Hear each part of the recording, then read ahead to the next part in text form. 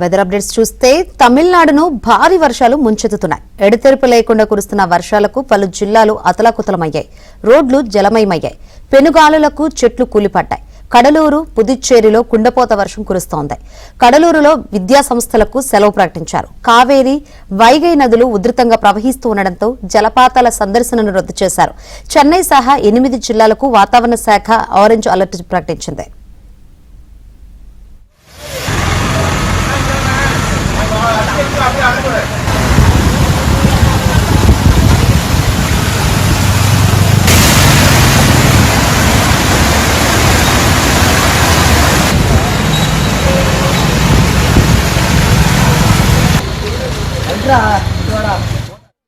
నీలగిరి, కోయంబత్తూర్, తిరుపూర్, కన్యాకుమారి జిల్లాల్లో కుండపోత కురిసింది.